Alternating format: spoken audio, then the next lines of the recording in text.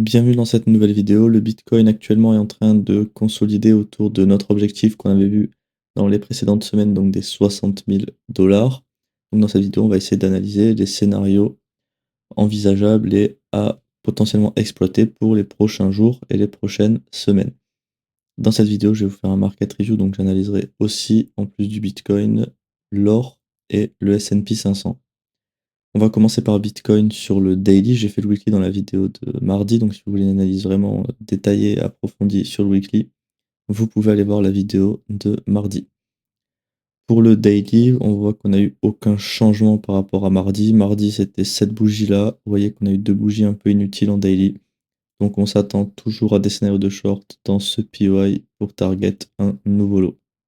On a également deux autres scénarios qui sont un peu plus hauts, mais je vous les tracerai en temps et en heure quand on aura invalidé celui-là, si on vient déjà à l'invalider, parce qu'on a quand même presque 10% à faire pour venir dans ce PY.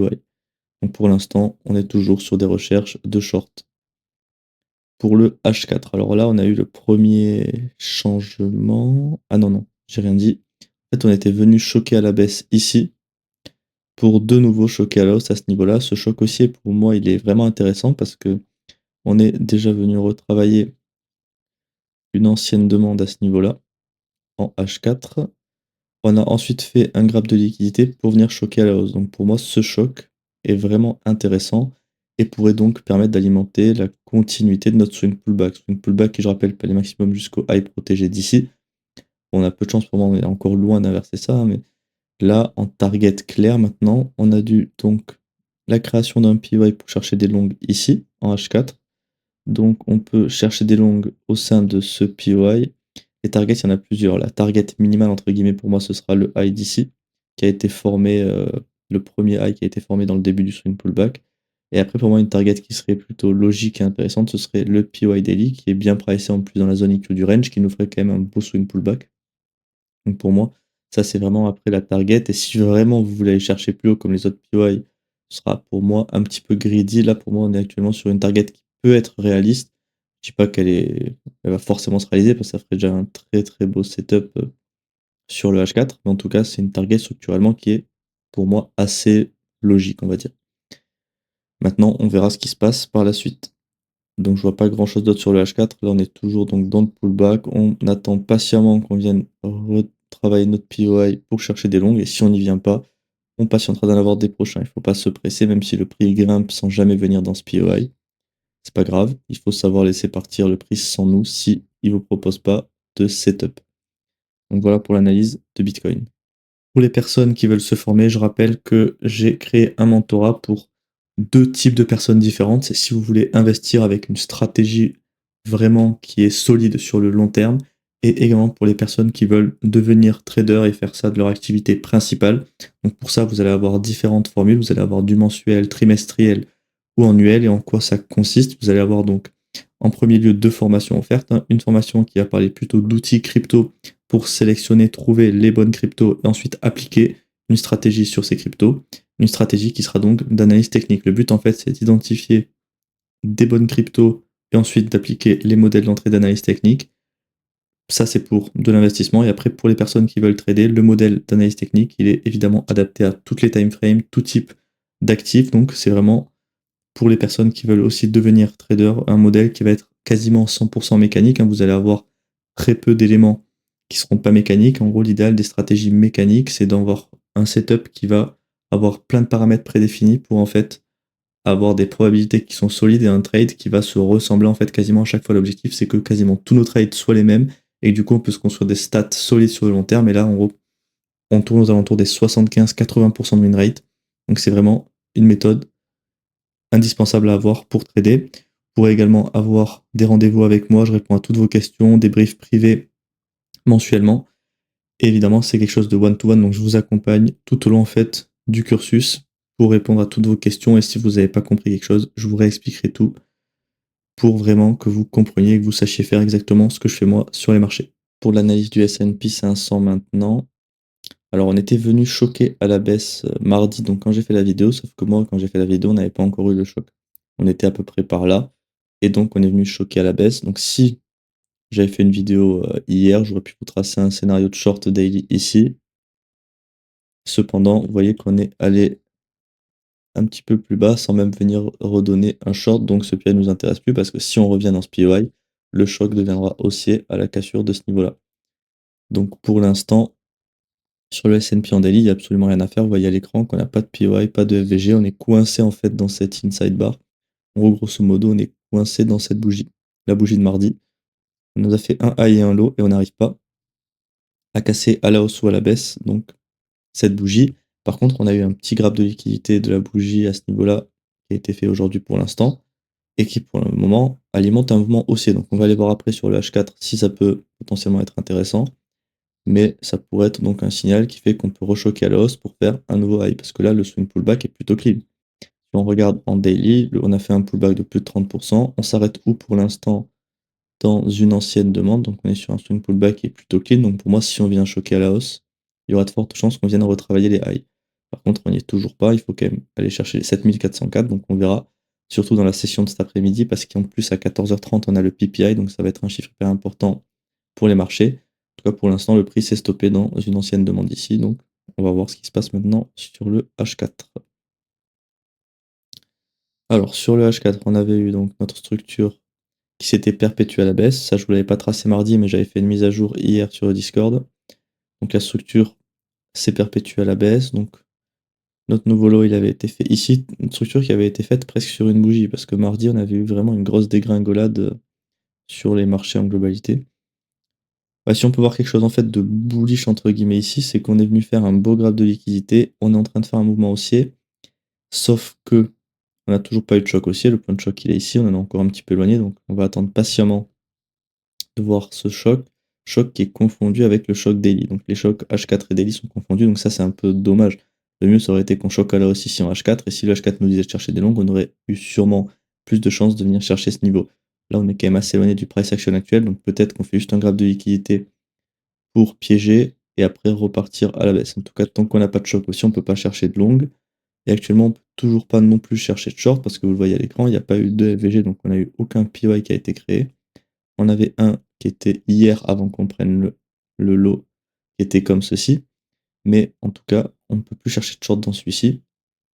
Et là, actuellement, donc, il n'y a aucun POI. Donc, soit daily ou H4. Pour l'instant, on est en attente, en fait, d'avoir de nouveaux scénarios parce que là, on peut clairement rien faire sur le S&P. C'est une structure morte. Si on a du changement dans la journée ou demain, je vous ferai des mises à jour sur le Discord. Donc, n'hésitez pas à rejoindre avec le lien donc, dans la description de la vidéo si vous voulez plus d'analyse sur les marchés. Pour finir avec l'analyse du gold, alors là, on a eu du changement. On a, suite en fait à la bougie de mardi, on a retourné cette structure interminable à la baisse. Alors là, par contre, vous voyez, le gold qui nous embêtait depuis un moment parce que c'est des structures immenses et tout, là, je vais ce qu'on appelle tricher. C'est-à-dire que je vais pas juste retourner la structure, je vais faire une structure interne de choc ici. Alors, je vais prendre une structure comme ça, qui sera beaucoup plus exploitable parce que la structure précédente qui dure depuis la fin d'année, hein. Ouais, non, depuis janvier, 31 décembre, carrément. C'est un peu impossible à exploiter. Donc sur le daily, la structure actuelle est baissière comme ça. On a eu un nouveau pivot ici. Là, le price action redevient vraiment intéressant sur le gold pour le coup, parce qu'il devient beaucoup plus propre maintenant qu'on va tracer ça. Donc là, maintenant, on est sur deux scénarios qui sont clairs. Je vais vous tracer seulement le plus proche du price action qui est celui-ci. Mais on peut évidemment avoir un autre comme ceci si on vient à valider ce POI. Donc voilà pour nos deux scénarios. Ça nous fera en plus des scénarios plutôt intéressants, surtout pour celui-ci, parce qu'on est proche de liquid, enfin on est dans liquid range, on n'est pas proche, on y est directement. Donc ça nous ferait un swing pullback intéressant pour aller chercher un nouveau lot. La clôture qu'on a eu ici ne me laisse pas penser forcément à un graphe de liquidité sur ce lot ici, parce que là, clairement, c'est pas une bougie, on pourrait pas se dire que ça c'est bullish. Et de toute façon, même si ça aurait été une mèche, vous voyez que le point de choc il est à ce niveau-là. Donc avant de revenir dans des scénarios haussiers, on a de la marge. Là, on parle quand même de 12% sur l'or. Donc c'est pas pour demain, à mon avis. Je vois juste en weekly si ça n'a pas changé nos chocs. Si. Et donc je vais juste supprimer ça et on fera la mise à jour la semaine prochaine quand on aura la clôture. Donc pour le daily, c'est tout pour le gold. On va aller voir le H4. H4, pareil. Alors on a perpétué cette structure, mais vous voyez, je ne vais pas prendre une structure immense comme ça, qui est en plus la même que la structure daily. là, je vais aller prendre en trichant une structure interne. Alors, on va zoomer un petit peu. Où est-ce qu'on peut mettre notre high? Alors, notre ancienne structure interne était comme ça, perpétuée à la baisse. Alors, on a eu une structure qui a été faite ici. Est-ce qu'on a eu un pullback valide? Oui. Donc, nouveau high et le nouveau low ici. Le BOS, il est là. On supprime notre structure interne, on n'en a plus besoin. Et là, donc, on va mettre tous nos POI. Et on en a quelques-uns. On en a le premier qui est ici. Donc, le POI extrême de la jambe de baisse. Et ensuite, le plus proche du price action, qui est juste notre autre POI, il n'y en a que deux en fait, qui est celui-ci. Donc là, on a deux scénarios en H4 sur le gold. Le premier qui va être comme ceci. Donc, chercher des shorts dans ce POI pour target un nouveau low. Et le deuxième qui va être plus haut. Par contre, moi, je vois deux choses. C'est que vous voyez, ici, on a trouvé un petit ancien, enfin, même assez gros, un ancien supply imbriqué dans notre POI daily. Donc là, ce qu'il faut être vigilant, c'est que ce POI là, il y a des chances de servir d'investment. En fait, ce POI réagira que si le prix veut vraiment baisser fort, ça donnera juste une réaction et on va repartir direct. Mais ces POI là qui sont donc avant d'autres POI servent souvent d'investment. C'est-à-dire que là, on pourrait juste faire une petite réaction, après on crée de la liquidation à ce niveau-là pour faciliter la mitigation de celui-ci. Sauf que vous pourrez avoir le même scénario dans celui-ci, parce que juste au-dessus, on a le POI daily que vous voyez ici en vert.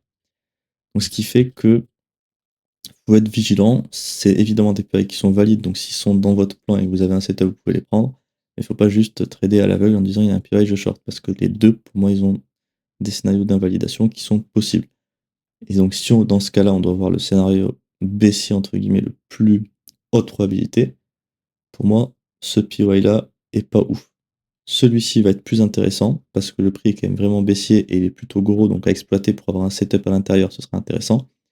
Et sinon, le scénario, ce serait d'attendre qu'on fasse un swing pullback dans le POI daily, qu'on vienne potentiellement au proche de cet ancien supply. Ensuite, on choque à la baisse, on aura de nouveaux POI probablement. Et ici, là, vous aurez des POI de short, très haute probabilité, qui seront situés à ce niveau-là.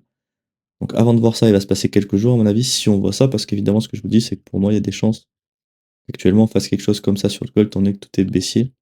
Celui-ci, pour moi, est presque plus haute probabilité que celui-là, au vu du price action actuel. Et surtout que celui-ci, à mon avis, on a forte chance que si on va dans cette zone, de traverser pour en fait aller dans le POI daily qui va être vraiment collé juste au-dessus.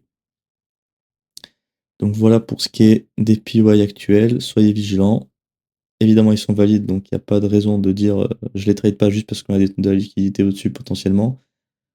Mais en tout cas, il faut juste bien respecter son plan pour même trader des POI qui sont pas forcément évidents comme ceci. Donc voilà pour l'analyse du gold. Je vous remercie d'avoir regardé cette vidéo. N'oubliez pas de vous abonner à la chaîne et d'activer la cloche de notification si vous voulez me soutenir et également être averti des dernières analyses publiées. Si vous voulez rejoindre soit le mentorat, soit avoir plus d'infos aussi sur notre algo Bitcoin, vous avez donc le lien du Linktree ici qui vous ramènera sur tous mes liens avec les différents sites que vous pouvez utiliser pour trouver des informations. Et vous pouvez également avoir le lien du Discord si vous voulez nous rejoindre pour plus d'analyses, parce que je vais partager des analyses que je ne partage pas sur YouTube, sur Discord. Et vous pouvez également poser toutes vos questions. Si vous avez une question par rapport au mentorat ou à mon algo Bitcoin, vous pouvez évidemment venir et je vous répondrai avec plaisir.